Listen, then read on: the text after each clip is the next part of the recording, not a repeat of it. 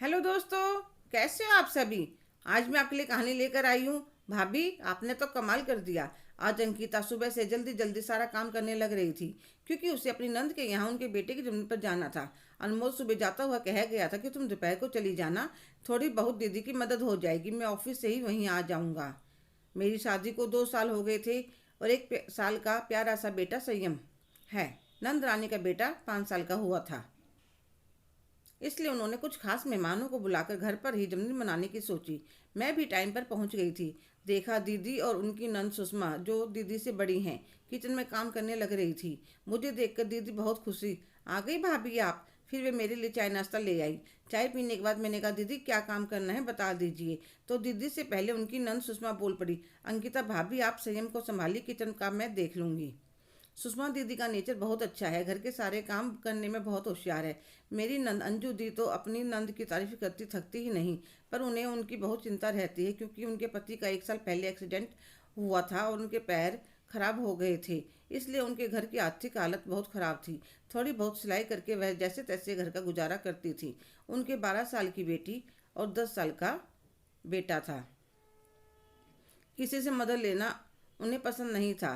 कहती, इतनी महंगाई के समय में अपने घर चलाने ही सबके लिए मुश्किल है। मैं तो किचन में थोड़ी बहुत ही हेल्प करवा पाई। बेटा बार बार परेशान कर रहा था। अंजू दी और सुषमा दी ने सारा नाश्ता और खाना तैयार करा। इतनी सारी तैयारी इतने सारी तैयारी करी, मेहमान आने लगे।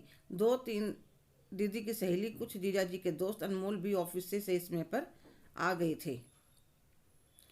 पहले सब बच्चों ने स्नैक्स खाए, कुछ डांस किया, फिर केक कटिंग हुई। फिर मैंने, अंजू दी और सुषमा दी सबके लिए खाना लगाने लगी। सबके खाना खाने के बाद हम तीनों ने भी खाया। मैं कहने लगी, दीदी खाना बहुत टेस्टी बना है।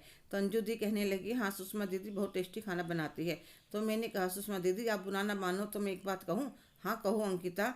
आप जीजा जी को घर पर अकेला छोड़कर बाहर काम करने नहीं जा सकती, तो आप घर पर ही क्लाउड किचन बना सकते हो। वह क्या होता है अंकिता दीदी, आप घर पर खाना बनाकर घर से ही डिलीवरी करती हैं, उसमें आपका जो मन करे आप वही मेन्यू भी रख सकती हैं। आप सोच लीजिए, आप करना चाहिए तो मैं आपकी हेल्प कर दूंगी।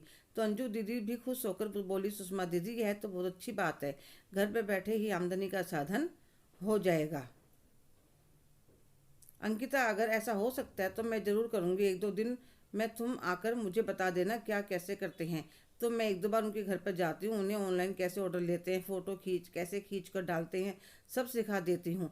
आजकल के बच्चों को भी मोबाइल फ़ोन चलाना आता है, तो उनके बच्चे भी उनकी और वह अपना काम शुरू कर देती हैं। धीरे धीरे ऑर्डर आने लगते हैं।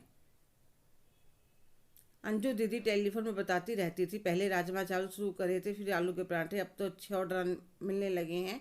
कहीं और डिश भी बनाने लगी हैं।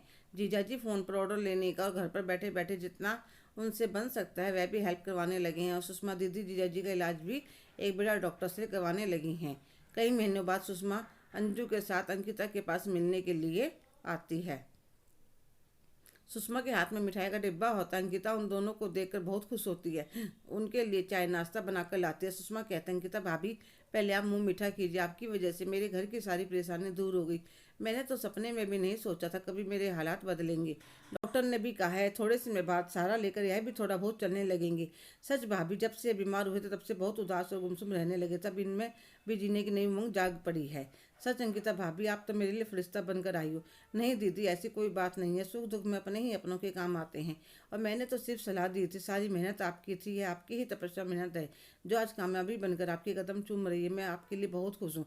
सुषमा उठकर अंकिता को गले लगा लेते तो अंजू कहती है, अरे मैं भी बहुत खुश हूँ, मुझे भी गले लगा लो। तो तीनों खिलखिलाकर हंस पड़ती हैं। हेलो दोस्तों, कैसे हो आप सभी। आज की कहानी आपको कैसी लगी, कमेंट करके ज़रूर बताइएगा।